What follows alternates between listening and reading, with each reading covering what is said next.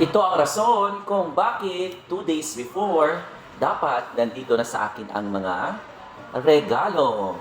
Dahil chine-check ko ito isa-isa para maiwasan ang problema. Ginawa namin yung manito at manita at gusto ko 2 days before nandito na sa akin para malaman ko kung sino pa ang walang regalong matatanggap sa Christmas party. Kasi last year, merong isa na hindi nakadalo. Ang ginawa ko para hindi magkaproblema ay yung regalo, mabuti na lamang dahil yung nabunot niya ay lalaki rin.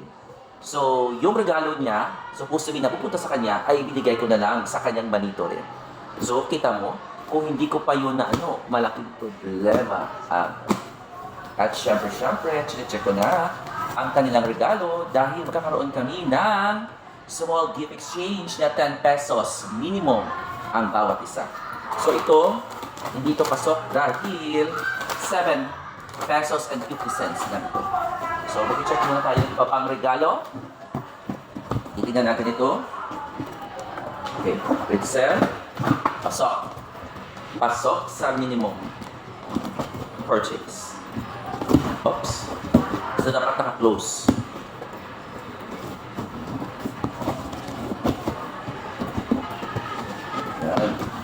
Ganito. Tuloy na tayo. Next box. Buffalo. Parang 11 pesos or 12 pesos yata ito. Ha? Merong 5. Pasok.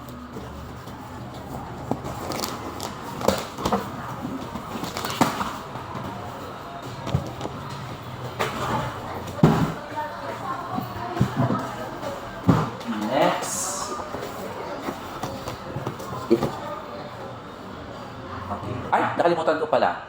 So, dapat i-check ko muna yung expiration date at ito, 1 month pa naman. Hindi ko alam ang presyo nito. Titignan ko muna sa supermarket. Pero meron ditong 5. Diba? Pinapahirapan ko talaga ang sarili ko. Titignan ko i-check yung expiration. At isa pa nga, kapag tumatanggap ako ng mga prizes, February 2026, so, ay check ko muna yung expiry date. Mahirap na. Ganun ako kausi pagdating, ito ang problema. Pero natatandaan ko ito, binili ito sa Pure Gold. So, expect ko naman na maubos naman ito. Yes! At na, vlog ko. Okay na ito. Ito, hindi papasok. Kulang. Kulangan tayo. Ito, 1, 2, 3, 4, 5, 6. Pasok ito. Parang more than 10 ito. Parang mga 18 or 16. Parang ganito. Siyempre, secure natin baka mawala yung isa. Okay, ito naman. Meron siya parang free eraser choice. Pinalagyan ko lang kasi 8 pesos ito, sabi ko kulang. So, pinalagyan or pinadagdagan ko ng movie. So, more or less parang nasa 16 pesos na siya. Ito naman. 12 pesos and 75 cents. Pasok. Ito. Ito is, I think, 8 pesos and 4. 12 pesos. Pasok.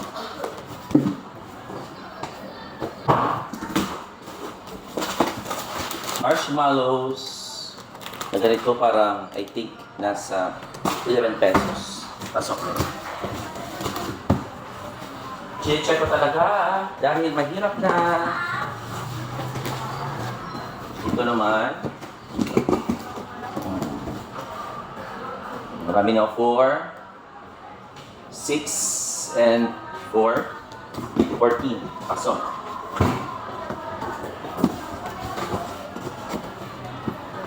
Ito naman parang nasa 16 pesos yata ito sa pagkakatanda ko.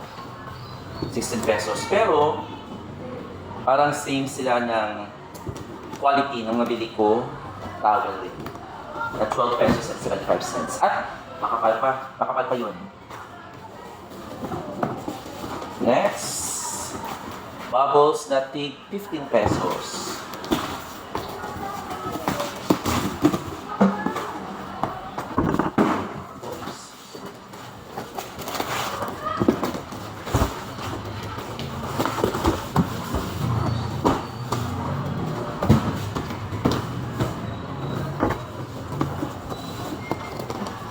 So, ganito.